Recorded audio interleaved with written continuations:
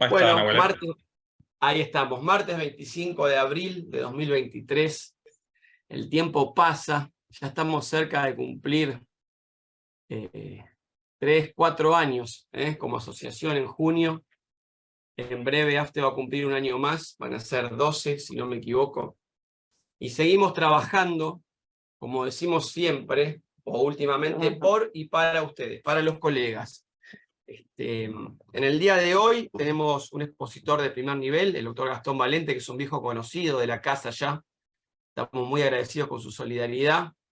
Nos va a hablar de un tema que es fundamental, que es el acceso a la justicia, y en tiempo y forma, ¿no? Luego Leandro o Agustina harán la presentación formal, pero esto es algo aplicable a todas las ramas del derecho. Veíamos ahí al doctor Petazne, que es el director de la Comisión de Derecho del Consumo, en la cual también puede ser aplicable esto.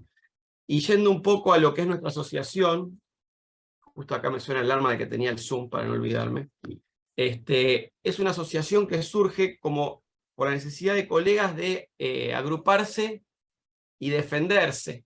Si bien los colegios, como decía Gastón en la previa, cumplen una función, a veces los tiempos de los colegios, el tener que ser sometidas las decisiones a los consejos directivos, son más lentas, y en el mientras tanto suceden cosas. En ese sentido, les queremos comentar como primicia que estuvimos hoy con una delegación de abogados del Fuero en el Tribunal 7 de Pilar.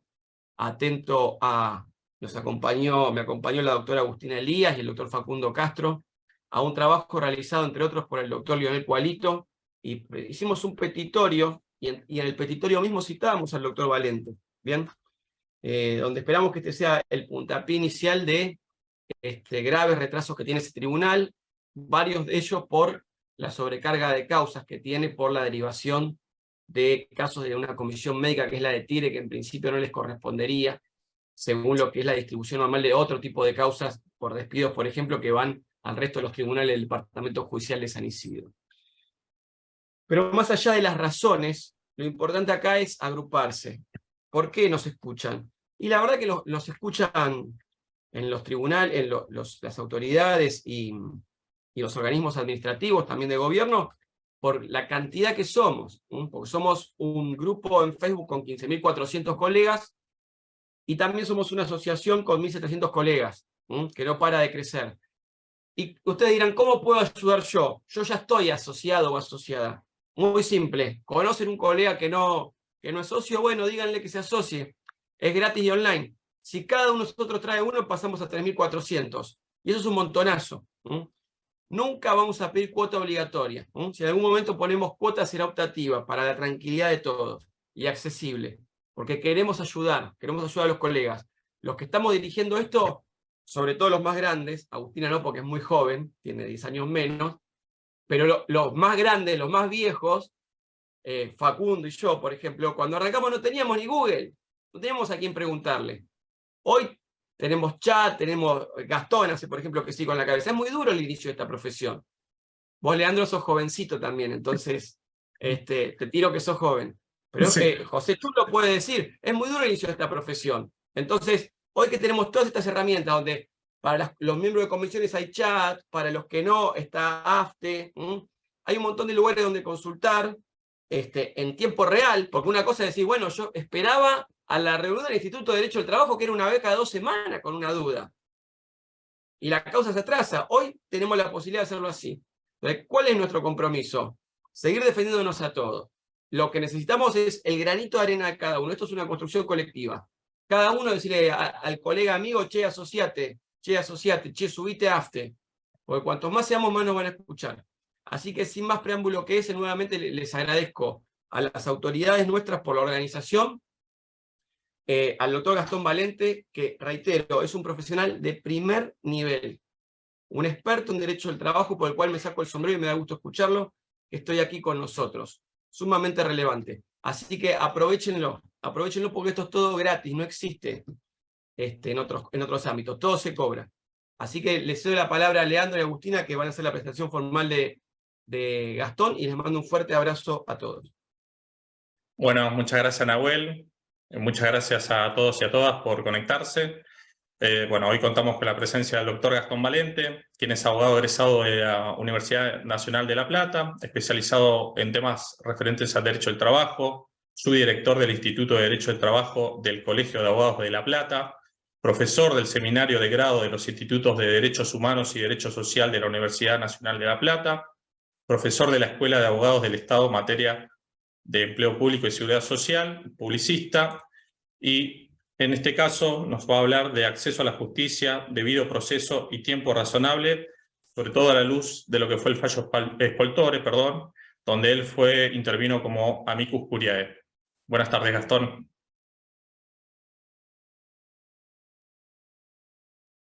Ahí te estoy autorizando para que te desmutes.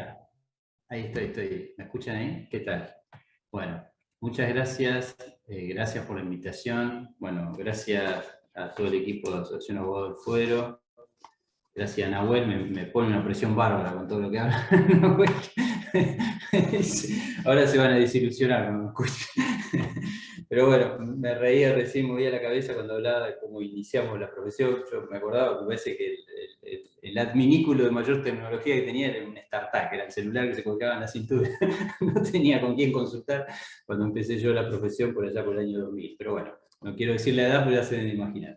Y por suerte, hoy hablábamos en la previa, existe esta asociación que tiene, como decía Nahuel, por ahí un dinamismo mayor que los propios colegios. Yo integro un colegio y hemos planteado esta problemática de la violación al plazo razonable en los procesos laborales. Hemos hecho dictámenes, yo ahora le voy a comentar un dictamen conjunto que hicimos el año pasado entre el Instituto de Derecho Laboral y el de Derecho Procesal del Colegio de Abogados de La Plata, que lo elevamos a su consideración y bueno, pero no hemos obtenido una respuesta aún inmediata. Entonces, estas actividades que se organizan aquí en la Asociación de Abogados del Fuero me parecen muy importantes, un poco para poder intercambiar opiniones y ver cómo podemos nosotros, los y las abogadas, resolver esta problemática, que primero afecta directamente a los justiciables y luego afecta a nosotros en nuestra propia labor.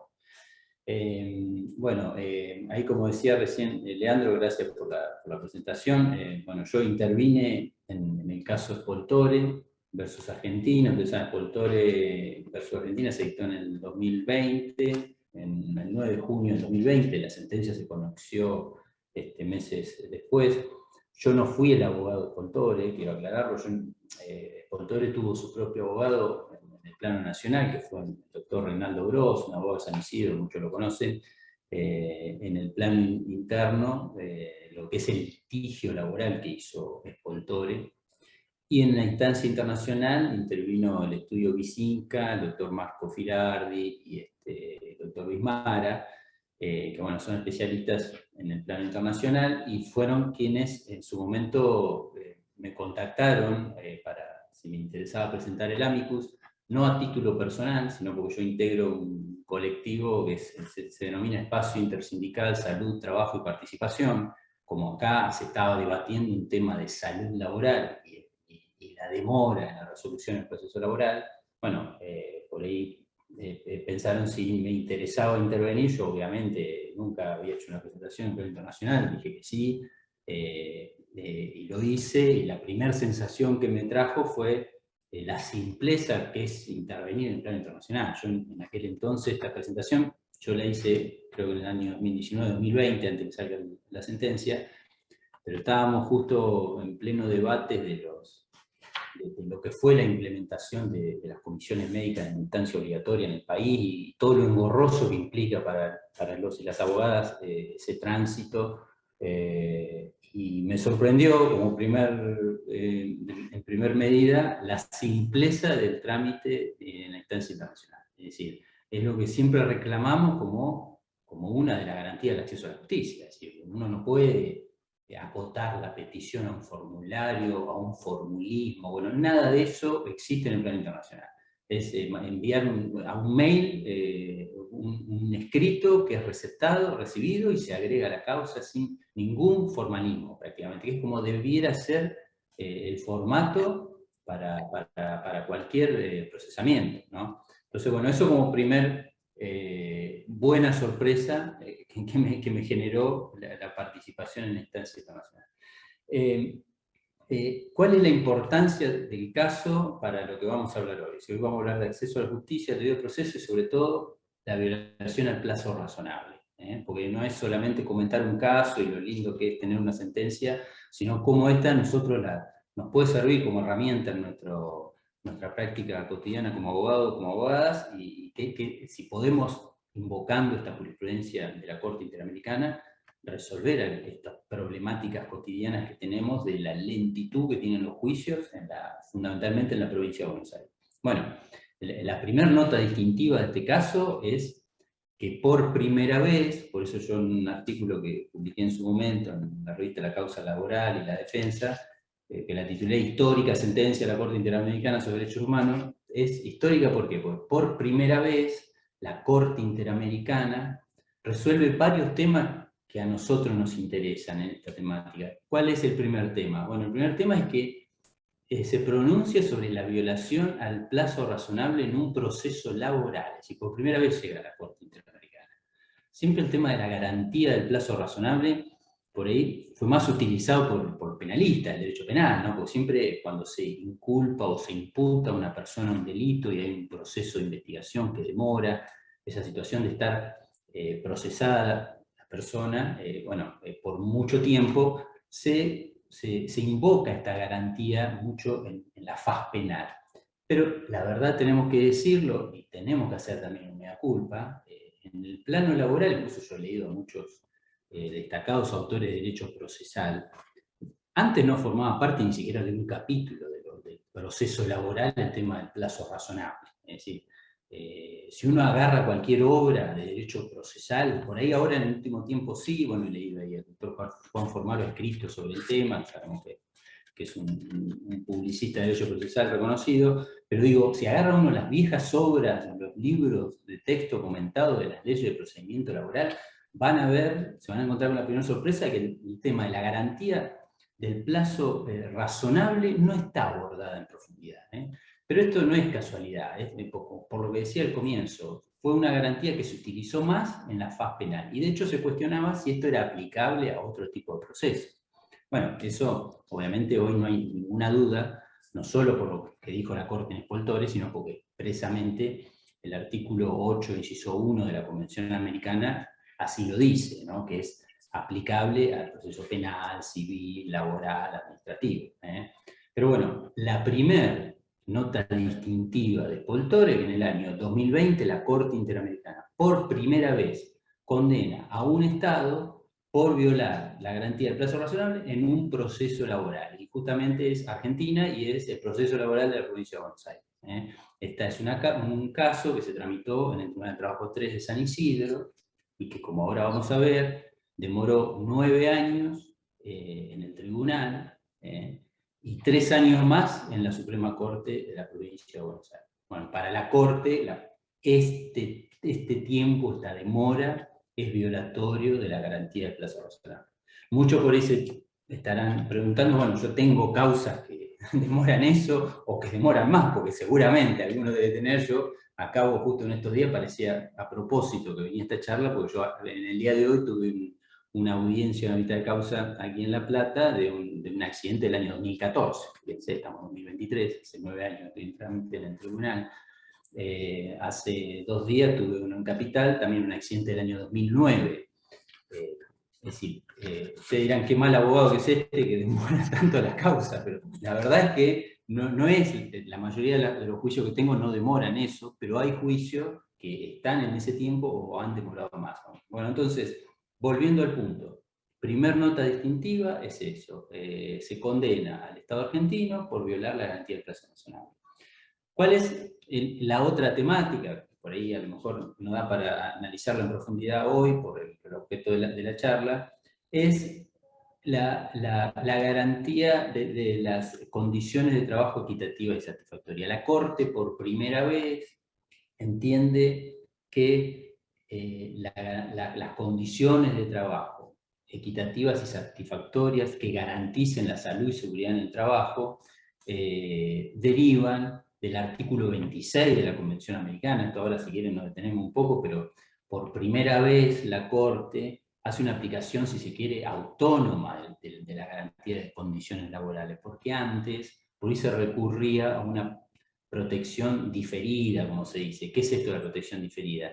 Y por ahí se echaba mano a otro tipo de derecho que estaba en juego, el derecho a la vida, a la integridad psicofísica, un poco por esa dicotomía que hay en el plano internacional de los derechos civiles y políticos y los derechos económicos, sociales y culturales. Bueno, ahora si quieren nos detenemos un poco en eso, pero como bien sabemos, siempre hubo una protección más fuerte, una efectivización más fuerte en la protección de los derechos civiles y políticos, y no tan así en los derechos económicos, sociales y culturales, que en la jurisprudencia más vieja de la Corte Interamericana, un poco lo dejaba librado a las posibilidades presupuestarias de los estados en efectivizar esos derechos. Bueno, hoy ya no quedan dudas. La Corte habla de que estos derechos deben ser protegidos con el mismo nivel e intensidad que los derechos civiles y políticos. Habla de que los derechos son todos indivisibles, que no hay que hacer estas divisiones artificiosas que un poco tienen su origen en la historia y en los conflictos de los países, como fue el Pacto de Derechos Civiles y Políticos y el Pacto de los Derechos Económicos, Sociales y Culturales en el pleno de la ONU luego de la Segunda Guerra Mundial.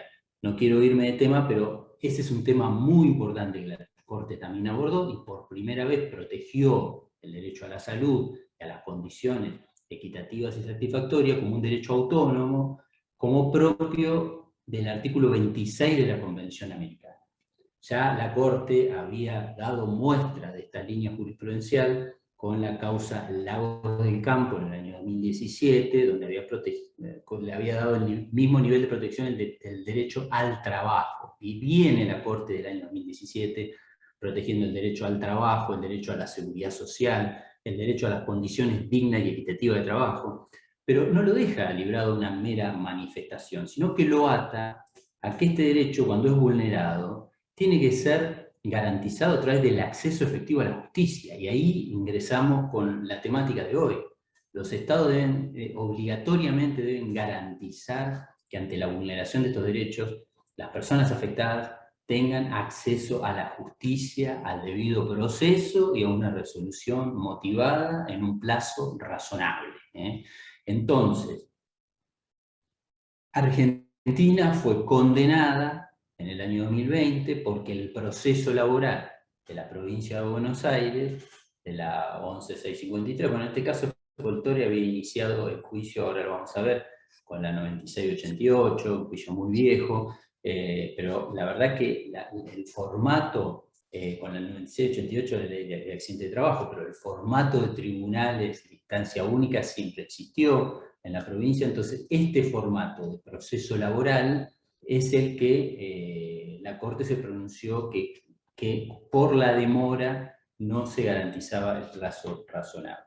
El tercer aspecto que se resuelve en el caso Poltori, y ahora sí después entramos a analizar por ahí las cuestiones fácticas del caso para que ustedes lo tengan presente, es el tema de la doble instancia, porque también en su momento se cuestionaba si la instancia única de Tribunal de Trabajo en la Provincia de Buenos Aires respetaba la garantía de la doble instancia del artículo 282H de la Convención Americana.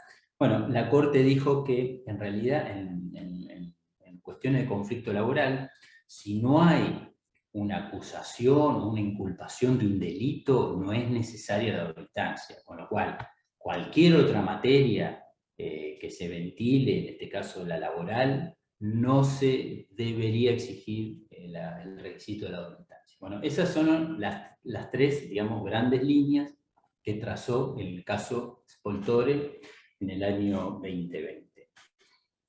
Un tema que hay que tener presente. La Corte no resolvió como cuarta instancia. ¿Qué es esto de cuarta instancia? Porque Poltori había perdido el juicio en la provincia de Buenos Aires. Y la Corte no es que revocó la sentencia que le rechazó la demanda y ordenó revertir la situación. No, no, no. La Corte lo que analiza es que el caso demoró 9 años en ámbito del Tribunal de Trabajo y 3 años más en la Corte, en total 12 años, y que eso es violatorio del plazo razonable y que el Estado argentino no le garantizó a Poltori el acceso a la justicia, al debido proceso, en un plazo razonable. Es decir, no se mete la Corte Interamericana a analizar o a revocar la sentencia que le rechazó la demanda de Poltore. Porque Poltore, que había trabajado por más de 20 años en una empresa conocida, ¿se acuerdan? Las camperas Cacique, de ropa de camping, bueno, había trabajado por más de 20 años, tuvo 2 infartos y había tenido una incapacidad de más del 70%, había accedido a una pensión previsional. Y luego inició una demanda invocando que los infartos que había padecido eran por el estrés propio laboral al que él estaba sometido. De hecho, había sido obligado, no obligado, pero sí, cuando él estaba ya en el periodo de licencia, se había encontrado uno de los jefes de la empresa y le habían pedido que vuelva a trabajar casi como forma obligatoria, y él volvió a trabajar y ahí vuelve a tener un segundo infarto. Poltore no fallece en el curso del contrato de trabajo, pero sí luego inicia una demanda ante el Tribunal de Trabajo 3 de San Isidro. A ver, yo tomé bien la fecha, fíjense del tiempo que estamos hablando. La demanda la inició el 30 de junio de 1988, la sentencia del Tribunal de Trabajo 3 fue dictada el 3 de junio de 1997, es decir, casi 9 años después. Ahí recién hablábamos con Leandro Muñoz, es decir, tuvo 6 suspensiones, si mal no recuerdo, de vista de causa. Es decir, esto que nosotros vemos a diario en los procesos, ¿no? Creo que también tuvo un pase al cuerpo médico forense. Bueno, estas cuestiones que nosotros vemos siempre en los tribunales de la provincia de Buenos Aires. 6 suspensiones de vista de causa, de vista que no se pudieron tomar. En el interín se hace una denuncia incluso a la Corte por la demora que llevaba el expediente, se le aplica incluso un apercibimiento, un llamado de atención a la secretaria del tribunal por la demora que tenía esta causa. Pero lo cierto es que después se rechaza la demanda, después de 9 años, bueno, Poltore con su abogado presenta el recurso extraordinario a la Corte se toma 3 años más para ratificar el rechazo de la demanda y dicta sentencia el 16 de agosto del año 2000. Inmediatamente al mes siguiente, el 11 de septiembre, Poltore presenta una denuncia en la Comisión Interamericana.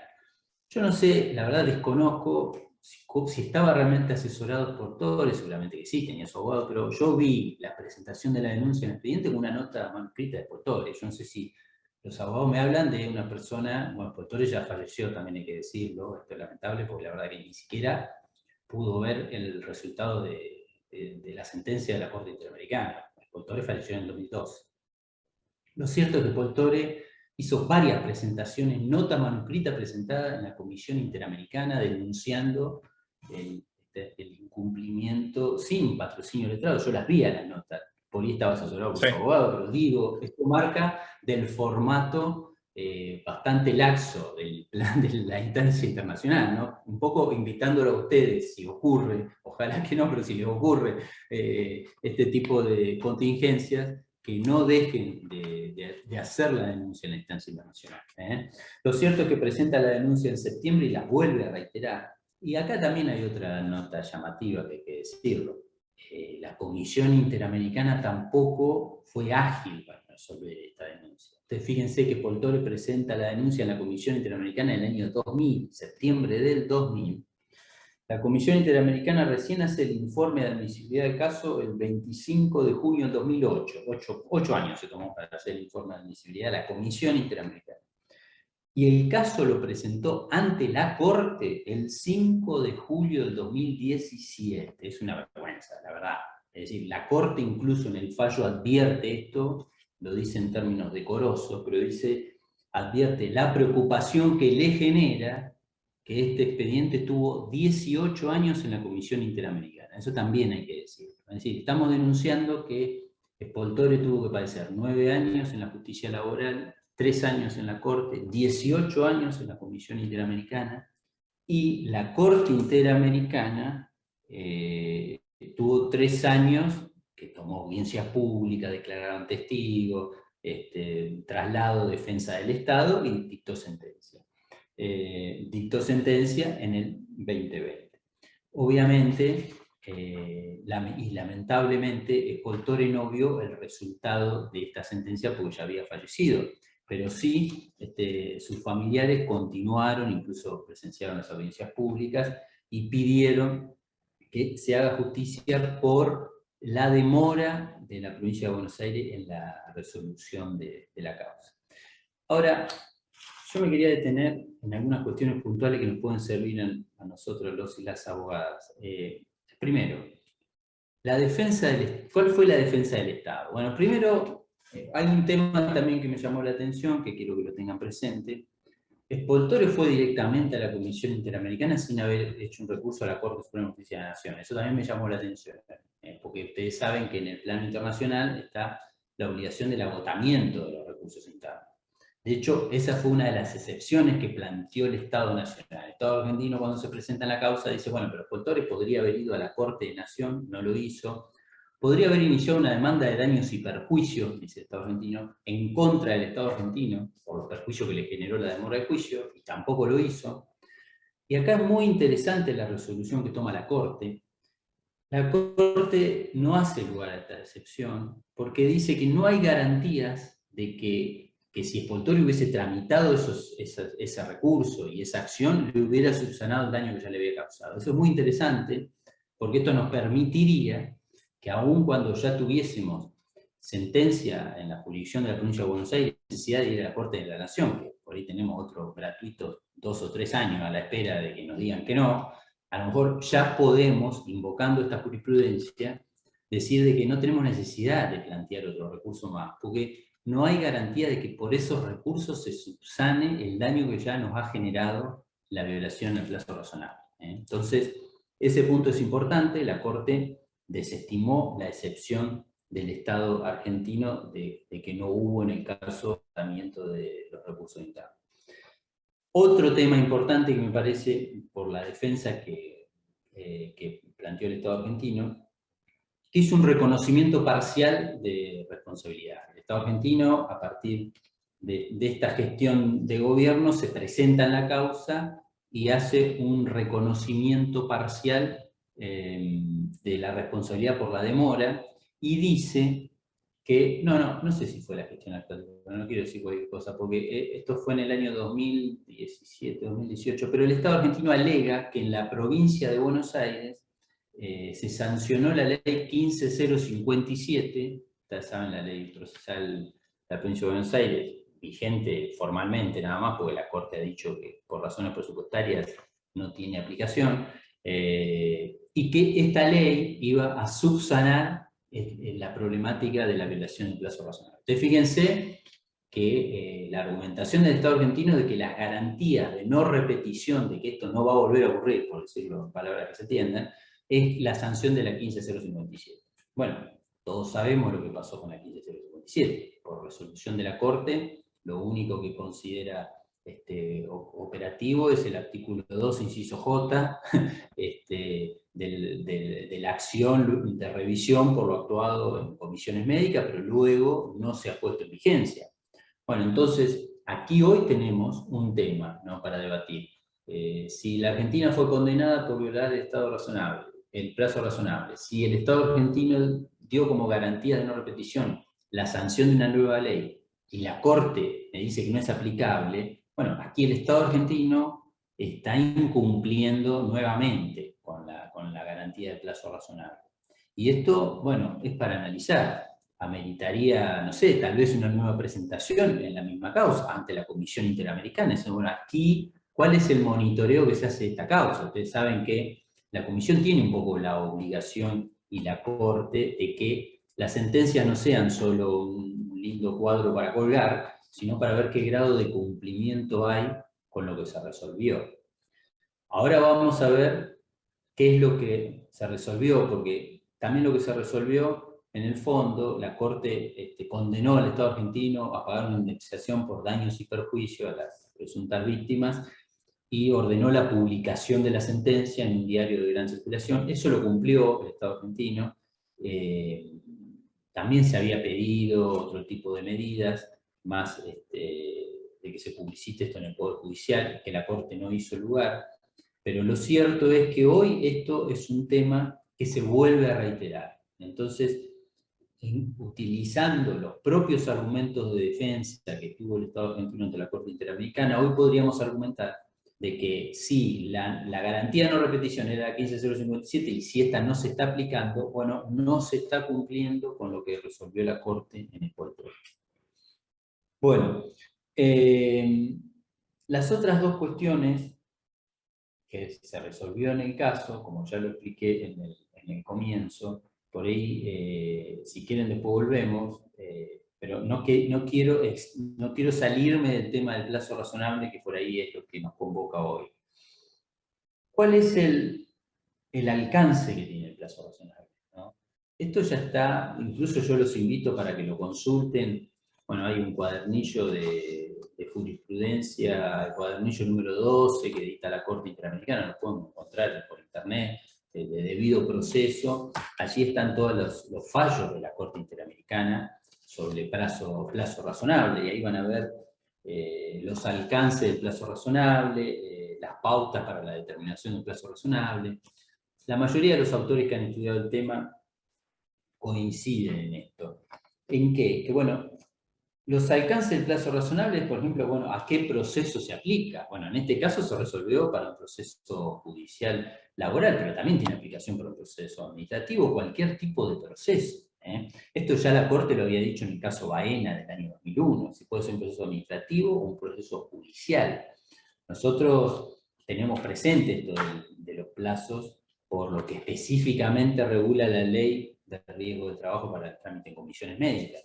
Pero ustedes fíjense que las leyes de procedimiento judicial, de proceso judicial, como la 11.653 o la de Capital Federal, ustedes fíjense que no se dedican específicamente al tema del plazo razonable. Ahora voy a volver al final sobre este punto.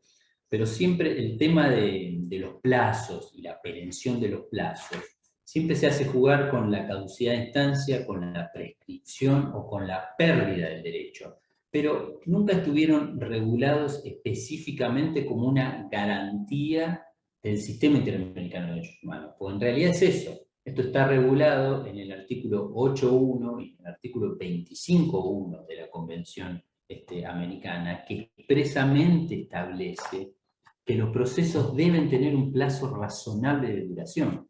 Ahora, y esa garantía establecida en la Convención Americana tiene una interpretación que le dio la Corte, y todos los jueces y juezas del país están obligados a respetarlo. Entonces sabemos cómo es el sistema interamericano, que no solo estamos atados a lo que dice el tratado, sino a la interpretación que hacen sus órganos de la aplicación de esos tratados. Entonces, si la Corte Interamericana dice que el plazo razonable es aplicable a todo tipo de proceso, bueno, es aplicable a todo tipo de proceso, penal, civil, laboral, incluso procedimiento administrativo o procedimiento judicial. La Corte incluso en Geni Lacayo, creo que fue el año 2007-2008 el fallo hizo una aplicación analógica de lo que hacía el Tribunal Europeo, que tiene una regulación parecida. Y el otro caso que les menciono, que por ahí establece bien las pautas para la determinación del plazo razonable, es, por ejemplo, Valle Jaramillo, ¿no? En Valle Jaramillo, la Corte habla que en cuanto a las pautas que hay que tener en cuenta para la determinación del plazo razonable, hay que tener en cuenta 3 o 4 cuestiones.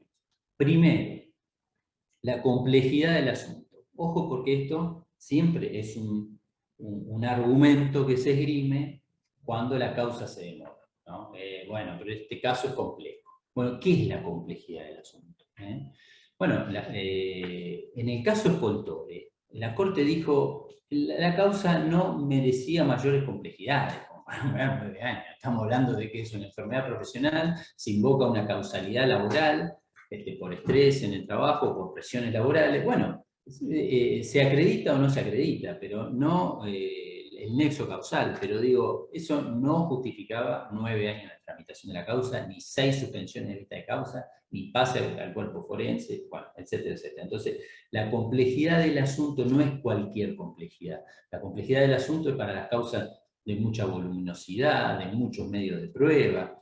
Pero una causa laboral, el 99% de las causas laborales no cuadran dentro del concepto de complejidad del asunto que entiende la Corte Interamericana. La Corte Interamericana encuadra el complejo de complejidad del asunto para algunas causas donde, es un atentado, mayor cantidad de víctimas, o por ejemplo un caso como uno de los primeros casos laborales que llegó a la Corte, caso Baena, era 270 trabajadores cesanteados, 270. Bueno, la mayoría de las causas que tramitamos en la Provincia de Buenos Aires no tienen 270 actores como para invocar una complejidad de esa dimensión. Esa es la primer pauta para la determinación de la violación o no del plazo razonable. Segunda pauta que se estableció en Valle Jaramillo, la Corte, es la actividad procesal del interesado. Bueno, esto también nosotros lo tenemos, es decir, si el interesado impulsó o no la causa, por eso es muy importante esto que comentábamos al inicio, si hay una mora en el cumplimiento de los plazos, no quedarnos de brazos cruzados, hacer las presentaciones, presentar un pronto despacho, invocar el caso de Poltore, es decir, que no me imputen después a mí que yo me quedé, por así decirlo, de brazos cruzados mientras el tiempo pasaba. Es decir, que el interesado intentó impulsar la causa, o por lo menos no fue collo o traba para el avance de la causa, o por ahí faltaba un estudio que se tenía que hacer el interesado y no se lo hizo, y eso demoró la causa. Tercer pauta a tener en cuenta, dice la Corte, la conducta de las autoridades judiciales. Bueno, y este es un temor, ¿no? La conducta de las autoridades judiciales. Acá nosotros requerimos un compromiso mayor. Yo no quiero generalizar, no son todos iguales, no todos les da lo mismo. Yo conozco funcionarios judiciales muy competentes, muy diligentes, pero la verdad que hay otros que se toman como si fuera cualquier trabajo. Yo la otra vez escuchaba a un administrativista, el doctor Patricio San Martino, y él hablaba del principio de insensibilidad en la administración. Es decir, no es cualquier trabajo ser funcionario o funcionaria pública, menos en conflictos laborales, donde hay derechos humanos en juego. Es decir, si se toman el trabajo como cualquier otro y no ponen un mínimo de diligencia en que las cosas avancen, la conducta de las autoridades judiciales debe ser evaluada en forma muy estricta, por ahí es la principal causa de impulso de los procesos laborales. Bueno, una cuarta pauta estableció la Corte, luego en los casos Cagua Fernández, Garibaldi, y caso Furlan versus Argentina, como conocido, que era, la Corte menciona que se debe plantear qué afectación generó la violación al plazo razonable en la persona involucrada. Bueno, esto es una cuarta pauta más novedosa en la jurisprudencia de la Corte, que no ha sido mayormente desarrollada, pero yo lo invito a que lo estudiemos y lo planteemos. ¿Qué genera, qué daño, qué afectación me genera la violación al plazo razonable? Bueno, yo hoy acabo de venir de una vista de causa aquí en Ciudad, donde a la hora de sacar un cálculo de lo que podría ser la sentencia, tuvimos que tomar una base salarial de hace 9 años, de una docente que hace 9 años cobraba 14.000 pesos, y hoy cobra 450.000 pesos, ¿no? Y eso se tiene que actualizar con una tasa pasiva digital, como sabemos en la provincia de Buenos Aires, con lo cual la indemnización que le daba era el equivalente a 2 sueldos actuales, por un 25% de incapacidad. Entonces, allí está la afectación de la persona, es decir, en un proceso que duró 9 años, claramente la licuación del crédito. Esto lo podemos plantear, incluso en los escritos, cuando nosotros pedimos un pronto despacho o denunciamos la violación al plazo razonable en expositores, podemos decir, la afectación a mi representado es se está licuando el crédito de mi representado con el criterio de aplicación de la tasa pasiva digital de la Corte y la demora en la tramitación de la causa. Hay otros planteos, no hay mayores discusiones, desde cuándo se cuenta el plazo. Es decir, en la mayoría de la jurisprudencia ha coincidido que el plazo se cuenta de la presentación de la demanda, ahí no hay mayores controversias, no está esa controversia que existe, por ejemplo, en el plazo que tienen las comisiones médicas para resolver, que siempre se nos plantean de si está en estado de resolución, de dictamen médico, o si lo tiene el secretario técnico de trabajo. Bueno, acá no está esa discusión, es decir, el plazo razonable en los procesos judiciales se comienza a computar desde el momento de la presentación de la demanda. Ahora bien, el otro punto que yo había invocado al inicio y que lo quería dejar planteado, adelanto que no tengo la respuesta, pero se los quiero dejar planteado, es ¿qué remedio, qué resolución tenemos ante la violación al plazo razonable? Además del tránsito de la denuncia internacional, de la condena al Estado argentino, porque la denuncia internacional es eso, la condena al Estado argentino. Ni siquiera a los funcionarios responsables, ni siquiera es al demandado en el juicio laboral. No, es al Estado argentino por no brindar la garantía de acceso a la justicia en un plazo razonable. Pero, ¿qué resoluciones se adoptaron en otras materias? Por ejemplo, en el plano penal hay varios fallos de la Corte Suprema de Justicia de la Nación, en donde generalmente esto se tramita vía incidente en un proceso penal, donde se plantea de que por la demora del juicio penal se está violando la garantía del plazo razonable, y la Corte ha entendido que ante la violación al plazo razonable ha dictaminado la prescripción de la acción penal, ¿no? Bueno, esa resolución no la podemos aplicar a la fuero laboral. No podemos aplicar la prescripción de la demanda, por todo lo contrario. Aquí hay una mora en el Estado en garantizar un proceso ágil para obtener un resultado. Bueno, en el derecho civil, como les dije también al comienzo, cuando se ha analizado el tema del tiempo en el proceso, también se lo analiza desde el punto de vista de la seguridad jurídica y de la prescripción, es decir, no puede haber acciones in aeternum, y se lo analiza de la perentoriedad del plazo y de la pérdida del derecho en no ejercer el plazo en un tiempo determinado, ¿no? Ahora, en el proceso laboral, cuando nosotros necesitamos de una actividad estatal activa para obtener un resultado, no podemos aplicar la solución que se aplica en el fuero penal ni en el fuero civil. No podemos declarar la prescripción de la acción laboral. En todo caso, ahí tenemos que tratar de diseñar otras herramientas, otra forma de que durante el proceso podamos plantear algo para no tener que esperar a la instancia internacional y para hacer la denuncia al Estado argentino. Que eso también se puede hacer más adelante, pero yo quiero una respuesta más inmediata para la resolución de este problema que atraviesa el proceso laboral fundamentalmente en la provincia de Buenos Aires. Ahora, yo analizaba, bueno, pero esto ocurrió siempre, ¿por qué los procesalistas laborales antes no hablaban tanto del plazo razonable y ahora sí? Bueno, a mí me gusta mucho leer un poco los libros de historia y, bueno, estuve viendo, hay un historiador que siempre leo mucho, Juan Manuel Palacio, que escribe mucho sobre la historia del proceso laboral argentino, ¿no? Cómo se instauró. Y bueno, y los otros días leyendo, yo acá me separé un librito, se llama Demandando al Capital, muy interesante. Hay unos datos estadísticos oficiales donde dice que el primer año de instauración de la Justicia Nacional del Trabajo, ¿no? El 97% de las causas se resolvieron en menos de un año. Bueno, ustedes me podrán decir, bueno, pero era el primer año que se instauraban los juzgados nacionales, habían pocas causas. Lo primero que le sale a uno decir para encontrar una explicación, que fue lo que me salió a mí cuando me surgió a mí cuando leí eso.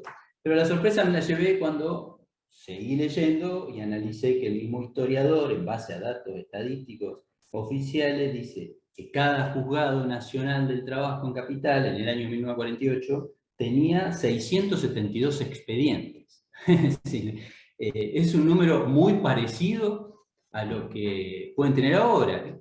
¿Qué sé yo? Hay jurisdicción, por ejemplo, en la provincia de Buenos Aires, en la ciudad de La Plata, como San Isidro, que son los departamentos judiciales de mayor sobrecarga de trabajo, están en el promedio de, no sé, 1.500 expedientes.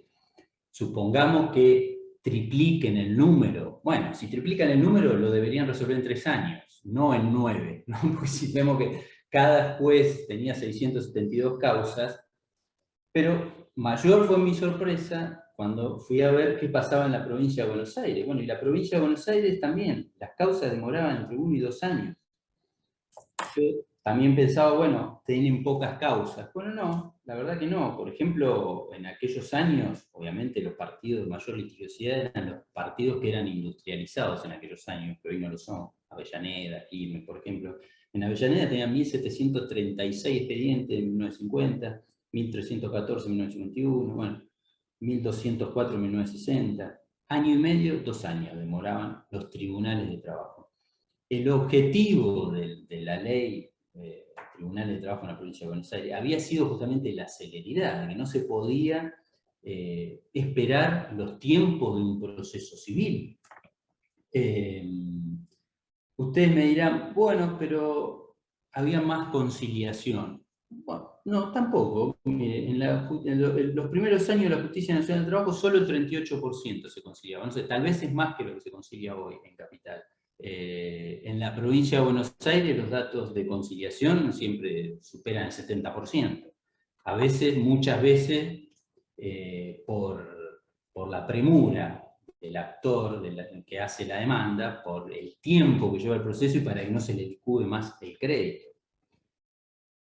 Entonces la pregunta es, ¿qué pasó en todos estos años desde la creación del fuero laboral hasta nuestros días, que pasamos de que las causas demoraban 1 o 2 años a que las causas demoren 5, 6, 7, 8, 9 y más años?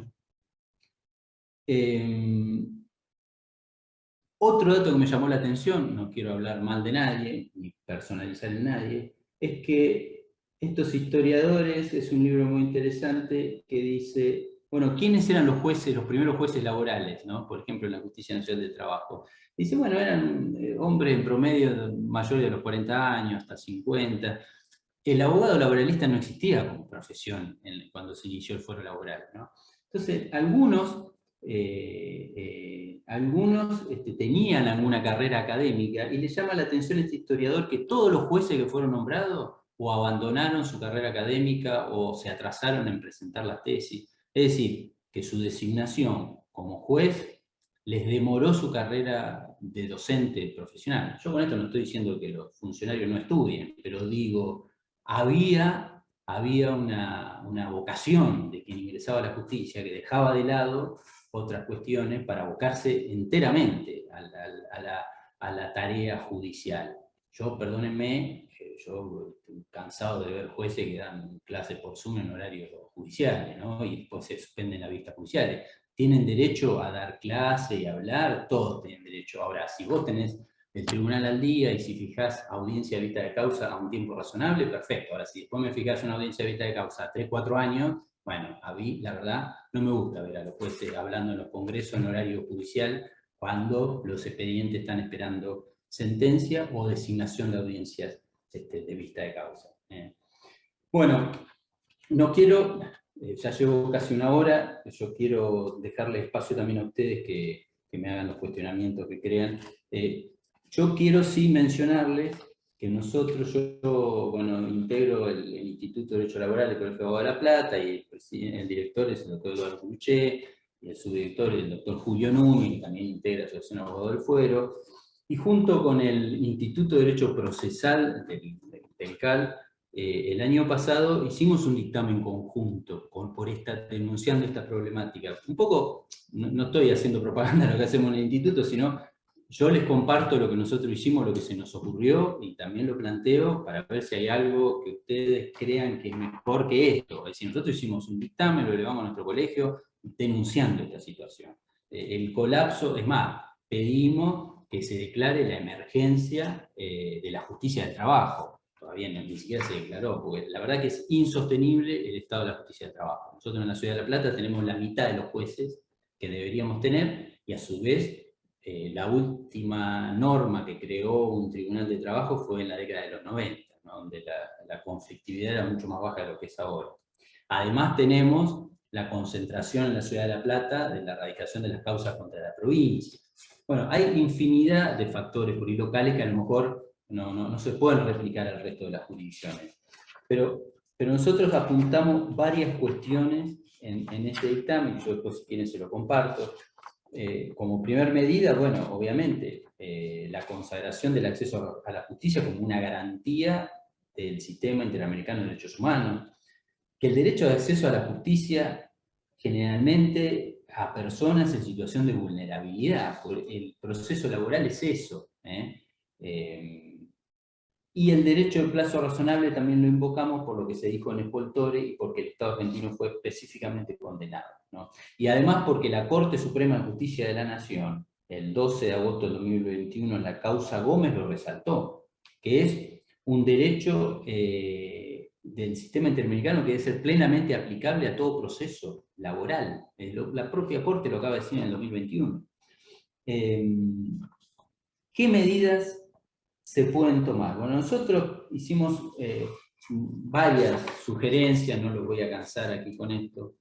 Como primer medida, nombrar los vacantes, los jueces de los juzgados vacantes que hay, llamar a concurso para nuevos cargos, derogar, por ejemplo, el tránsito obligatorio en comisiones médicas. A mí me causa mucha gracia que cuando se presentó, no sé, la 15057, los mismos que impulsaron tránsito obligatorio por comisiones médicas nos querían convencer de que se iba a aligerar el proceso. Yo iba a aligerar el proceso, ahora vamos a tener una instancia en comisiones médicas, una primera instancia, una cámara de apelación, la Corte Provincial y después la Corte de Nación. Entonces, ¿de qué aligeramiento del proceso me hablan, ¿no? Esto para el tema de los juicios por infortunio, ¿no? Entonces, una de las primeras medidas, derogar el tránsito obligatorio. Pues si son tan buenas las comisiones médicas, dejemos que los trabajadores elijan y vayan voluntariamente, no los obliguemos. Luego, bueno, las suspensiones frecuentes de la vista de causa, el poco acceso que tenemos los y las abogadas de los libros de audiencia, es decir, porque a veces no tengo fecha, bueno, a ver, esos libros, pedimos que se digitalicen los libros, de las agendas de audiencia de vista de causa para que todos tengamos acceso a ver qué audiencias hay realmente. También pedimos de que, esto parece, la verdad, me da vergüenza decirlo, que los tribunales fijen audiencia de vista de causa todos los días laborales, que no dejen los días viernes no porque vienen el fin de semana, el lunes no porque vienen del fin de semana. La verdad, a mí me da vergüenza decirlo, como operador judicial, digamos, como abogado, me da vergüenza de que eso ocurra, porque es un servicio público. No puede ser que los tribunales no fijen audiencia de vista de causa los días viernes, por ejemplo, y los lunes también otros. Bueno, ni qué el tema de la doctrina de la tasa pasiva digital. Ese es otro temón y es para otra charla, más o menos, porque la verdad que tener una tasa que licúa los créditos, bueno, obviamente esto conspira para la terminación de los procesos. Esto es el ABC de la demora de los procesos.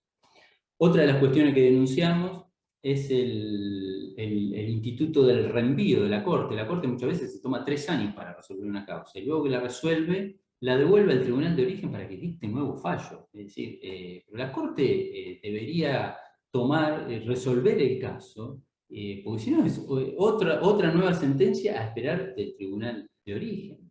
Bueno, la concentración de causas por la Fiscalía de Estado, eso es propio de la Ciudad de La Plata, está colapsado los tribunales de trabajo de La Plata.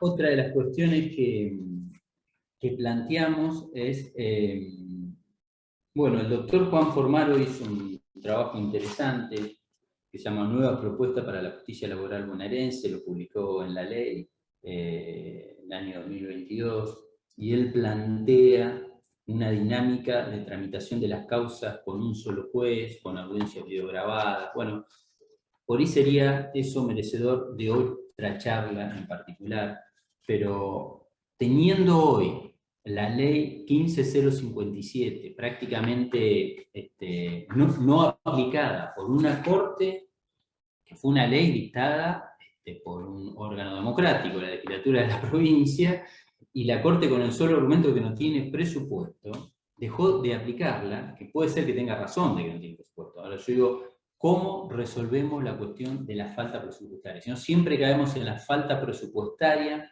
y en el colapso por la gran cantidad de causas. Ya le mencioné recién que cuando se creó la justicia nacional y cuando se pusieron en funcionamiento los tribunales de trabajo en la provincia de Buenos Aires, el promedio de causas que tenían eran arriba de las 600 causas. Que el 97% de las causas en la Justicia Nacional de Trabajo se resolvían antes del año de tramitación.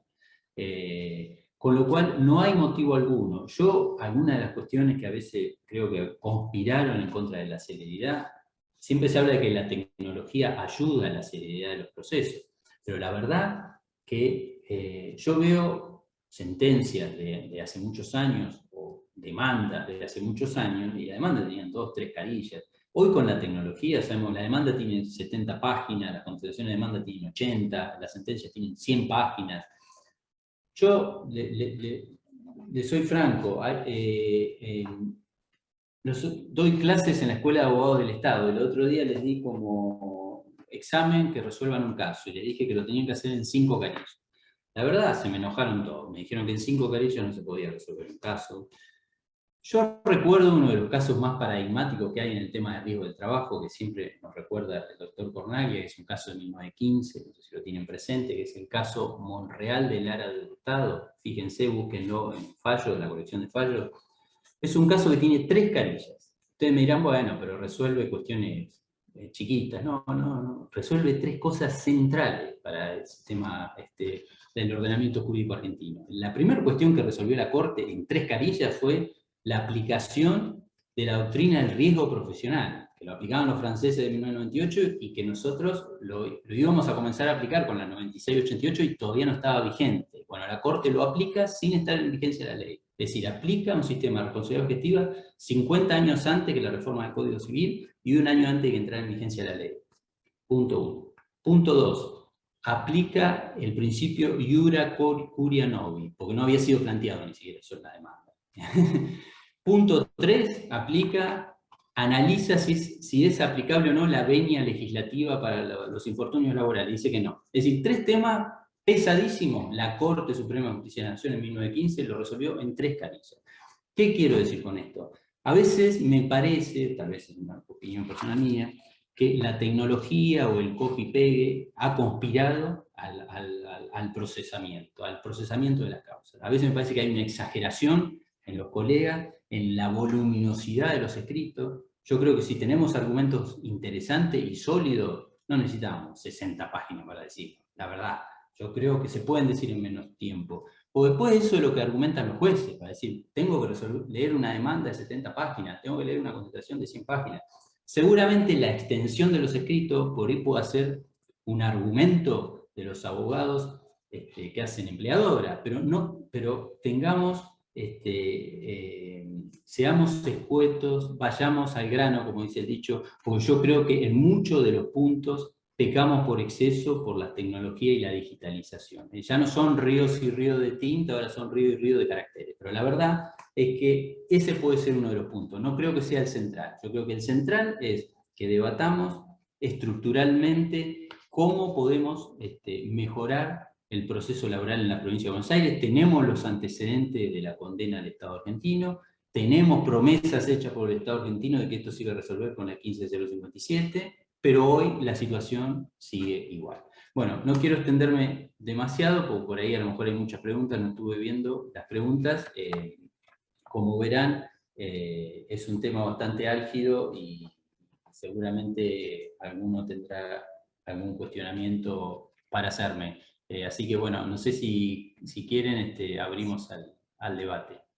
Bueno, Gastón, clarísimo, la verdad, y sobre todo Poltore llevado a la actualidad, ¿no? Y lo que desnuda Poltore ya desde hace años. Yo del caso de Poltore, yo al leerlo veía que sobre todo en la primera etapa del caso se había producido, iba todo dentro de todo bastante bien, un plazo razonable con la prueba, de hecho se realizó toda la prueba, y después cuando tiene que pasar a oficiar el tribunal, ahí es cuando empieza a suceder todas estas cuestiones con el tiempo. Y lo llevaba al día de hoy, a la actualidad del procedimiento laboral en Buenos Aires, sobre todo cuando uno tiene un expediente donde dentro de todo va caminando en lo que hace en materia de prueba. Por ejemplo, accidente de trabajo, enfermedad profesional, pero llega el momento en que uno tiene que pedir la audiencia de vista de causa, ¿no? Y ahí es cuando el tribunal, ahí es cuando se para todo. Después y el cliente tiene que con la pregunta ¿cómo va mi caso? Y resulta ser que el tribunal fijó la audiencia de vista de causa de acá a 1 año, más de 1 año, 2 años, y ahí es cuando viene, ahí me acordaba del pobre Defoltore, ¿no? Sí, perdóname, te corto, Leandro. No, está bien. Hay un tema que nosotros desarrollamos con el Instituto de Derecho Procesal, que no es nuestro, esto lo plantean los procesalistas, el tema de tener una audiencia preliminar o de simplificación de pruebas, así que los jueces no se enteren de los expedientes cuando tienen que dictar sentencias. Es decir, hay medios de prueba innecesarios muchas veces, porque los jueces, ellos mismos te lo dicen, se enteran del expediente cuando tienen que tomar la vista de causa y dictar sentencia. Eso no puede ser. Es decir, el famoso 360 que hay en Capital en el Código Procesal, bien utilizado. Bueno, en el proyecto de Justicia 2020 se hizo en los juzgados civiles. Yo acá en La Plata he visto que toman vista de causa un juez unipersonal y una audiencia de simplificación de prueba. Está bien. El cúmulo de causas que tienen los juzgados civiles y comerciales, mucho menos que lo que tienen los laborales. Pero eso se ha desarrollado. Yo creo que con una audiencia preliminar, sea de conciliación, pero fundamentalmente de simplificación de pruebas, y donde haya un verdadero director del proceso, que yo, si me dan a elegir, que sea el juez. Los jueces dicen que no tienen tiempo de tomar la audiencia de simplificación de pruebas porque si no les restan tiempo a las sentencias y a las vistas de causa. Yo la verdad tengo mi opinión ahí de que si vos adelantás el trabajo y tomás el expediente antes de producir todo y ves qué es lo que sirve, lo que no sirve, a ver, le preguntás al abogado, ¿para qué querés este oficio? Sí, a esto lo tenés reconocido acá, punto. Entonces no buscamos pruebas innecesarias y en todo caso, si después considerás que te vulneré un derecho porque no te di un medio de prueba, bueno, lo apelarás luego con efecto diferido, eso se puede, en Capital eso está, pero tampoco se lleva a cabo en la Justicia Nacional del Trabajo. Sí, de hecho un colega consultaba en el grupo, en abogado del fue en AFTE, porque, se había producido un accidente de trabajo, ¿no? Ya estaba la prueba médica, estaba aceptada por la RT, y resulta ser que la RT había propuesto confesional. Que la verdad que confesional en un accidente de trabajo aceptado, sin testigos tampoco, la verdad que era innecesario. Y sobre todo por esta cuestión que vos decís, que es algo que podría obviarse y sobre todo tratarse ya en esta audiencia preliminar, sobre todo para abaratar lo que son los tiempos de proceso y hasta incluso interiorizarse, quizás pueda resolverse en esa audiencia, quizás conciliarse, pero bueno. Como vos decís, también hace falta también voluntad, ¿no? de cambiar. Bueno, la verdad que las propuestas que hicieron ustedes son muy copadas, ¿no? Para tratar de cambiar esta situación y que la verdad que desde hace años que lo tenemos, ¿no? Sí, nosotros hicimos esta propuesta y te digo que fue elevado a nuestro colegio, todavía no hemos tenido una respuesta fructífera, porque digo, los tiempos de la colegiación también son otros. Yo creo que la urgencia de los justiciables y de los abogados, ya necesitamos una solución. Entonces, una de las formas, es hacer presentación invocando el caso Defoltore, el pronto despacho, la denuncia a los jueces del Consejo de la Magistratura, pero la verdad que yo creo que eso más o menos muchos lo hemos hecho y la situación persiste. Está bien esta presentación que hicieron ustedes como asociación ahí en el Tribunal de Pilar, porque tampoco es que son todos iguales, y entonces si detectamos que hay un tribunal, y cuáles son los motivos. Yo, por ejemplo, el Tribunal de acá de La Plata que está fijando audiencia para el 2025, ahí tiene una sola jueza, y esa sola jueza, la verdad que es excelente y ha agilizado el tribunal de una manera fabulosa. Ahora, no le podemos echar la culpa a esa jueza que está fijando audiencia para el 2025, porque ella heredó un tribunal desmadrado. Entonces, digo, Y ahí falta la designación de otros 2 jueces. ¿No? Entonces, por eso hay que detectar puntuales cuáles son las causas y por sobre todas las cosas lo que mencionamos, el tema de la tasa pasiva digital, que lamentablemente, bueno, me enteré que hay un dictamen por un recurso que hay en la Corte, un dictamen en contra de la Procuración de Abramovich, diciendo que no es vulneratorio la tasa pasiva digital, porque hay recursos en la Corte de Nación por este tema, ¿no? Bueno, ese es, mientras en Capital tienen el acta de capitalización de intereses, bueno, en la provincia tenemos la tasa pasiva a veces sin ninguna capitalización o una sola al momento de la notificación de la demanda. Bueno, todo eso conspira porque ningún demandado va a querer hacer un ofrecimiento mayor si ve que tiene una ventaja con la demora de la causa y la licuación del crédito. Sin dudas, sin dudas. Yo, doctor Valente, perdón, Lean, doctor Valente, yo le quería consultar más que nada, porque bueno, obviamente desde la asociación a diferentes colegios, siempre, bueno, ahí está la posibilidad de diferentes institutos también de hacer las presentaciones correspondientes, que obviamente tienen una fuerza determinada, pero también me gustaría saber con qué herramientas cuentan los colegas de manera individual frente a demoras que son completamente injustificadas, donde ya presentaron pronto despachos, donde ya fueron a hablar con el juez o jueza en su caso, donde ya agotaron algunas instancias y así todo se encuentran con juzgados o tribunales que no proveen escritos por plazo de 3, 4, 5 meses. Sí, nosotros ahí, justamente, hoy comentaba antes de iniciar la charla que es un tema de gran actualidad, hoy lo compartíamos en el grupo que tenemos de WhatsApp del instituto, porque están todos los colegas con esta problemática, y una de las propuestas que íbamos a hacer de nuestro instituto es de hacer un modelo de formato de presentación, no sé si modelo, a mí no me gusta utilizar mucho modelo, pero por lo menos de dar una herramienta a los colegas de qué plantear en las causas. Y si vemos que hay varios planteos en la misma línea, bueno, por ahí a lo mejor nos van a escuchar y ya no es solo un dictamen de un instituto, es decir, ya son los colegas que hicieron los planteos en los expedientes y que a vez requieren al colegio que se resuelva esta situación.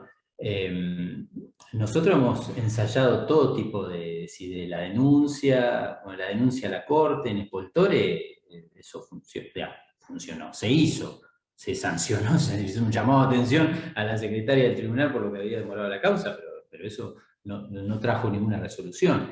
Pero bueno, la Corte también tiene el poder de inspección a los tribunales que no cumplen con los plazos. Por eso para nosotros nos parecía que era una gran herramienta tener a mano digitalizado el libro de audiencias, y que se pida, por ejemplo, que la propia Corte, otro de los planteos que sugerimos que se haga a la Corte, es que discrimine las estadísticas, primero, que mantenga actualizadas las estadísticas, porque no están actualizadas las estadísticas de la cantidad de causas que llevan los tribunales. Segundo, que se discrimine la materia de los juicios, porque siempre te ponen como gran cantidad de juicios. La Plata tiene 1580 causas. Ahora, ¿cuántas de esas 1580 causas son, por ejemplo, pedido de regulación de honorario por actuar en comisiones médicas? Y la verdad que una cosa es un despido, un accidente, una regulación de honorario no debería ni computar como una causa. La verdad, perdón, los colegas tienen derecho a pedirlo, pero digo, si vos me decís que tenés 600 expedientes de despido, accidente, o 600 para regular honorario, entonces pedimos justamente a la Corte que se haga una discriminación más fina de esa estadística, porque si no todos nos amparamos en la estadística de que tenemos una gran cantidad de causas. Y la verdad es que ha variado mucho la litigiosidad en los últimos años, después de la pandemia. Después de la reforma de la ley de riesgo ya no hay tantas causas de accidentes, primero hay que pasar por la comisión médica, cambió porque ahora hay más pedidos de regulación que antes no existían. Bueno, eso es lo que se pide porque las estadísticas son para eso, las estadísticas son para que las analicemos, pero con más luz a la estadística, no que me pongan causas iniciadas. hay que hacer una discriminación mayor. Sí, sin ir más Sí. lejos, yo para este encuentro que tenemos el día de hoy, ingresé a las estadísticas de la Suprema Corte de Buenos Aires y aparte para hacer lo que hicimos el petitorio, y nos encontramos con que no están actualizadas y si no me equivoco hasta el 2021 están publicadas. Y a pesar de eso, también ingresé a lo que es la agenda de algunos tribunales, porque bueno, también me han fijado audiencia de vista de causa y he solicitado cuando tenían día libre, como por ejemplo el lunes o viernes, que se me fije audiencia para ese día en particular, y directamente no te agréguese o téngase presente. Y hoy fue un tema que se charló y te dicen, no, bueno, lo que pasa es que lo dejamos para ese día particular hacer algo. Pero bueno, si estamos hablando que tenemos 1 año y medio de demora para una audiencia, claramente no podemos dejar un día particular para hacer algo. A mi criterio, ¿no? Por supuesto. El otro problema que detectamos nosotros, y no es por ser antipático con nadie, pero después de la pandemia, bueno, hay mucho trabajo remoto, que yo entiendo que es válido y se puede hacer, y soy un defensor del trabajo remoto. Ahora, si hay una sola persona responsable de un determinado trámite, y esa persona solamente lo hace los días que va presencial, y el resto de los días no lo hace porque está remoto, bueno, eso es una responsabilidad tribunal. Me ha pasado que no, la que confronta ese oficio en papel viene los martes y los jueves. Eso no puede ser. Es decir, el tema del trabajo remoto es justamente para facilitar. Yo soy un defensor del laburante que trabaje cómodamente, me parece lo mejor. Ahora sí, pero hay un servicio de justicia que cumplir, y si esa persona esos días no va, tiene que haber otro responsable que lo haga, porque si no, el que va al tribunal a buscar esa resolución particular no la tiene, porque tiene que ir a determinados días especiales que va esta persona que hace mitad trabajo remoto y mitad presencial. Entonces, esas son las cuestiones que cambiaron con la pandemia. El tema de la integración también con los jueces, qué sé yo, el tema de la vista de causa tiene que ver con la inmediatez. Bueno, hoy en día, aún estando todos los jueces en el tribunal, te toma uno en forma presencial la audiencia y los otros 2 se conectan por Zoom porque están en otra oficina. ¿Eso por qué no lo hacen cuando están de viaje por algún congreso? También digo, porque ya que tenemos esa facilidad de la herramienta, utilicémosla en todo punto de vista, porque la verdad que, pues si no, en todo caso, bueno, búsquense un trabajo más honesto. Como dice el dicho, no quiero señalar a nadie, pero digo, si juraron para ser jueces y cumplir con su función, no sé, si un día no pueden estar presentes, en vez de tomarse el día, ya que si cuando están presentes igual se conectan por Zoom desde la oficina al lado, en vez de aparecer en la sala de audiencia como hacen algunos tribunales, lo pueden hacer tranquilamente cuando están de viaje por algún congreso. Y yo por último le quería consultar respecto al fallo Spoltore, ¿cuál es el motivo, si lo conoce con exactitud, en relación a que se le hace un llamado de atención a la secretaria del tribunal y luego se condena al Estado argentino y no hay ningún tipo de condena por parte a los miembros del tribunal, ¿no? Porque claramente ellos también incurrieron en una demora. Sí, ahí la demora fue por la demora, yo creo, no lo tengo presente acá, pero me parece que tardó mucho el expediente en pasar a la asesoría pericial. Me parece que tuvo mucho tiempo sin pasar a la asesoría pericial, exacto. además de que se había suspendido 6 veces la audiencia de vista de causa, y me parece que en alguna de esas suspensiones había alguna notificación, me parece que el tribunal no había hecho, pero el principal motivo, me parece, no sé, Leandro, si te acordás, me parece que era... Sí. porque había estado mucho tiempo sin remitirse a la asesoría A la oficina pericial. pericial, exacto. Claro. Bueno, el tema de la condena del Estado argentino, bueno, sí, es lo que nosotros siempre planteamos, es decir, acá paga el Estado, pagamos todo, pero en realidad, Claro, ¿quién ese es se el tema, paga el beneficia? Estado, pagamos Quien todos. se beneficia con la demanda son los empleadores, las empleadoras, las empresas, la verdad. Y también quien cumple mal su función, en este caso un empleado judicial, bueno, el Estado podría haberlo iniciado en sumario, pero imagínate que en lo que demoró la resolución de esta causa, andás a ver si la secretaria todavía seguía trabajando. Entonces, por eso digo que en última instancia va a terminar siendo responsabilidad internacional del Estado, y eso tampoco es justo. Por eso el llamado a atención a las autoridades, porque cuando es el argumento de que no hay recurso suficiente. Yo, bueno, no hay recurso ahora, pero esto el día de mañana va a terminar generando una responsabilidad del Estado como ocurrió. Y si esta situación ahora, yo creo que es mucho más alarmante de lo que era cuando Poltor hizo la demanda, discúlpeme, porque en la fin de década del 80 y en los 90, bueno, los últimos tribunales, el último tribunal de trabajo que se creó acá en mi ciudad fue en la década de los 90, después no se creó más un tribunal de trabajo. No solo eso, sino que no se integran los actuales, porque hay vacantes que no están designadas. Entonces yo creo que la situación hoy es más alarmante de lo que existía, de lo que era en la época de Spoltore en el estado de la justicia laboral. Sí, sí, todos somos escoltores, en definitiva, sobre todo en la actualidad.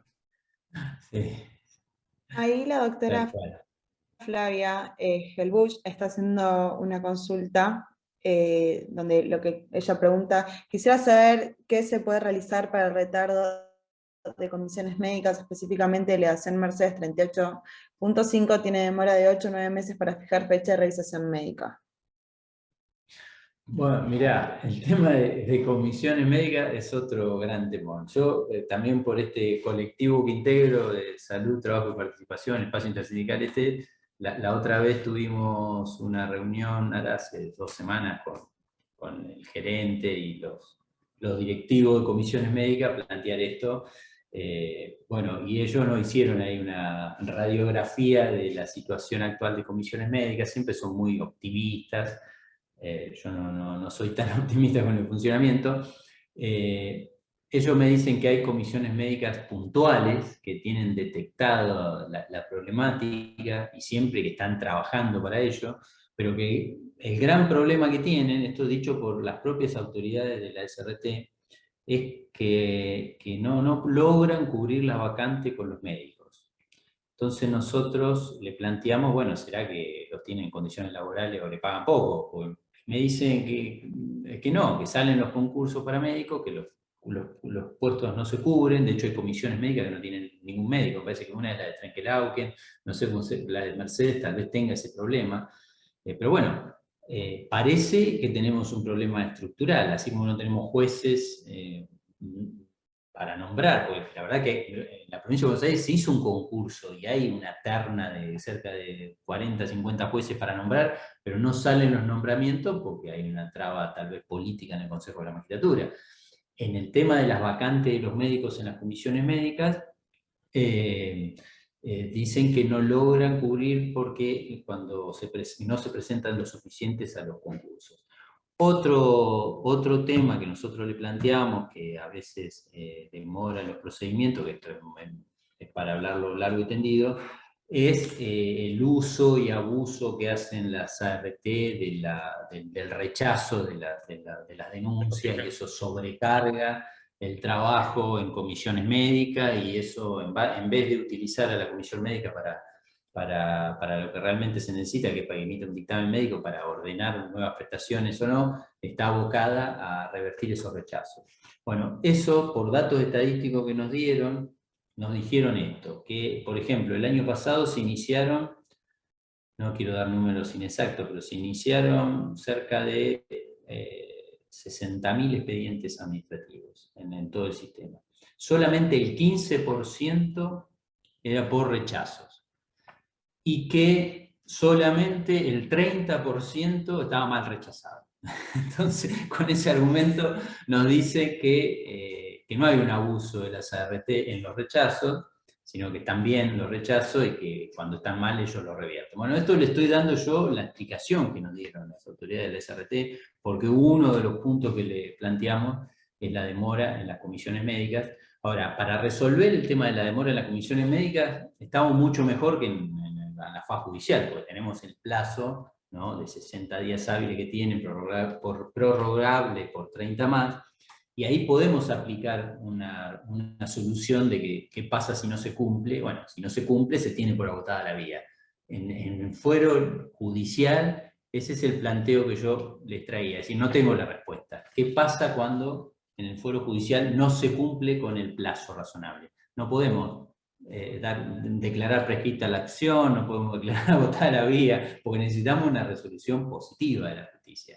Entonces, allí me parece que tenemos que trabajar como abogado, como abogada, a ver qué vuelta le damos, de qué efecto podemos conseguir cuando eso se incumple. No caer solamente en la denuncia al juez, que si hay que hacerla se hace, o el pedido de pronto despacho, o el pedido a la corte para que intervenga, digamos. Creo que tenemos que encontrarle una vuelta a eso, porque si no es más de lo mismo. Claro, esa es una cuestión porque si uno quisiera utilizar el vencimiento, el agotamiento de la vía por el vencimiento del plazo, quizás termine en un tribunal de trabajo que está peor que la comisión médica que viene a solicitar el vencimiento. En algunos departamentos judiciales, por ejemplo la de Pilar, justamente. Uno quiere acudir al vencimiento del plazo y termina la radicación desde el Tribunal de Trabajo de 7 Pilar. Y ahí es otra lucha. Bueno, Tal cual. es Sí. es como un laberinto sin salida. A ver, Lío. Ay, doctor Cualito, Hola. ¿le pudiste habilitar ¿Está el bien audio? ahí? ¿Se me escucha? Sí. ¿Cómo están? Buenas tardes. Bueno, excelente exposición. La verdad, justo quería aportar esto, como dijo Lean, que en muchos casos tenemos que recurrir y el tribunal que nos toca, como por ejemplo en Pilar, es peor el remedio que la enfermedad. Por ejemplo, en casos de regulación de honorarios con autoseguro, me tocó un caso ahora que tengo que lamentablemente iniciar regulación y estoy analizando hace como 2 semanas, Facundo, lo estoy volviendo loco a Facundo Giampaoli, para ver cómo lo inicio, porque si voy a Pilar, claramente el crédito que voy a reclamar no lo voy a cobrar nunca, entonces estoy viendo ver cómo lo presento en otra jurisdicción para que se corra la competencia y ver si puedo en algún momento cobrar los honorarios que ya de por sí en comisiones médicas no es lo que nos corresponde, sino que nos ofrecen un 5%. Era ese mi aporte, así que bueno, gracias a todos. Sí, tal cual. Tenés el problema que tenemos varios con el tema de los pedidos de regulación y además con las disímiles resoluciones que hay. Sí, ese es el tema. Incluso mucho aceptamos el funcionamiento, no aceptamos, pero nos conformamos un poco con el funcionamiento de las comisiones médicas, porque cuando vemos la demora que tienen algunos tribunales de trabajo, bueno, eso también creo que conspiró o justificó la subsistencia de este procedimiento, ¿no? E incluso, bueno, perdón. Sí. No, incluso también estos pedidos de regulación suman más a lo que es todo el régimen de la 26348, porque obviamente los tribunales de trabajo reciben a diario pedidos de regulación, ¿no? Bueno, recuerdo que creo que un tribunal de Avellaneda Lanús le sugirió al gobierno de la provincia que en comisión médica, en vez del 5%, trate de, bueno, ofrecer 10% de honorarios cuando se llega a una audiencia de homologación, ¿no? O cuando quieran convenir honorarios, para tratar de bajar la litigiosidad respecto a los pedidos de regulación con el gobierno de la provincia.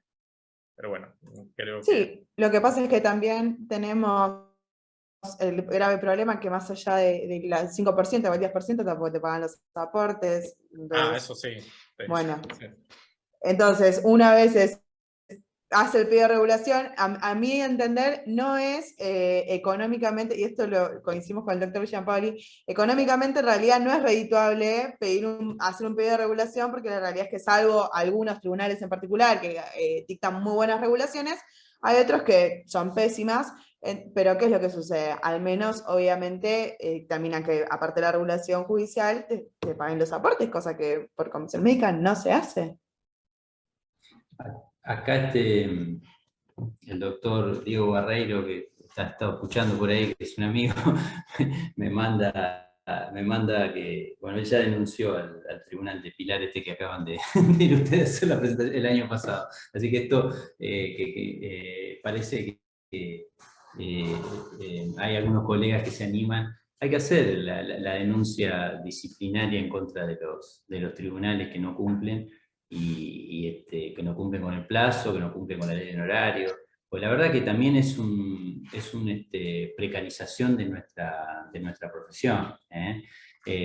Yo ahí, nosotros tenemos todavía en la corte de la provincia la acción contra planteando la inconstitucionalidad de la ley de adhesión de la provincia de Buenos Aires a comisiones médicas, que sabemos que tiene pronóstico reservado, porque la Corte ya se pronunció sobre el tema Marchetti, pero lo que me llamó la atención, que acaba de tener dictamen del procurador hace un par de semanas, obviamente que el procurador aconseja rechazar la acción, pero lo habíamos analizado junto con el doctor Curuchet, y el procurador, además de todos los fundamentos que pone por el tema de comisiones médicas, no pone ningún argumento a favor de la imparcialidad de las comisiones médicas, porque eso también algunos se animan a seguir argumentándolo, ¿no? Ni tampoco hace mucha mención al tema del plazo razonable, si se quiere, o más corto de resolución que tienen las comisiones médicas. Bueno, yo digo, ahí también hay un tema que tenemos pendiente para seguir la instancia internacional. Si la Corte se pronuncia rechazando esa acción que tenemos en la Corte, que presentaron varios sindicatos, nosotros la idea es seguir en instancia internacional, y cuando vayamos a instancia internacional lo que queremos justamente es plantear esto: el derecho de acceso a la justicia y la violación al plazo razonable, que Argentina ya fue condenada y que se prometió que con una ley procesal laboral de la jurisdicción de la provincia de Buenos Aires se iba a resolver, y que hoy la propia Corte ni siquiera la consideró vigente, ¿no? Entonces, bueno, hay caminos que vamos a seguir, pero en el día a día, bueno, cada colega puede presentar una denuncia, está el formulario de denuncia disciplinario que se puede pedir a la Corte cuando un tribunal incumple, y hacer los planteos de pronto despacho, y si es necesario otro tipo de planteo también hay que hacerlo. Así que nosotros tenemos la obligación de hacerlo. A veces uno no lo hace porque está tapado de trabajo, pero la verdad que después esto de evaluar la conducta del interesado, esto se evalúa después cuando se llega a instancia internacional. Bueno, ¿qué hiciste vos en todo ese tiempo? ¿Presentaste algo? ¿Hiciste un requerimiento? Bueno, sí, presenté esto, no me dieron bolilla, pero lo presenté acá, como hizo Spoltore. Spoltore hizo eso, inició la denuncia en la comisión, y como no pasaba nada, presentó varios escritos más de su puño y letra. Yo los vi en el expediente. Es decir, tal vez si él hacía una sola presentación, él lo hacía de su puño y letra. Si él hacía una sola presentación, tal vez no llegaba nunca a nada en este caso. Por eso digo, fíjense cómo a veces un caso donde fue un rechazo, porque a veces nos enojamos mucho con los rechazos y no nos dan la razón. Bueno, pero acá creo que la actitud de Spoltore es muy valiosa, porque no se quedó de brazo cruzado, presentó una nota, siguió insistiendo. Yo creo que la insistencia de Spoltore, yo creo que fue un factor fundamental para que la comisión analizara este caso, me animaría a decirlo, porque la verdad vi varias presentaciones de él de su puño y letra. No sé si, Leandro, si vos lo pudiste ver a eso. ¿De qué? No, las notas están mencionadas. Sí, él presentaba periódicamente a la comisión, andaba y decía, pasaron 7 meses, tantos días, o sea, es como que le decía periódicamente cuánto tiempo había pasado desde que había pedido la intervención de la comisión. Y la verdad, como vos decís, la tenacidad del tipo sobre todo para no dejar y no cruzarse o no bajar los brazos, la verdad que sí, para sacarse el sombrero, porque el tipo, todo lo que pasó y sobre todo lo que demoró el proceso, después de tantas demoras y tantas situaciones que a cualquiera hasta incluso lo desaniman. Pero el tipo pedía por escrito y subía. La verdad que es un caso para leerlo, y sobre todo tanto el informe de la comisión que lo envía a la Corte como la propia Corte. Así que bueno, no sé si hay más consultas, más preguntas. ¿No? No, creo que no hay más nada en el chat y Bueno, no hay más levantando la mano. Gastón, te vamos a liberar.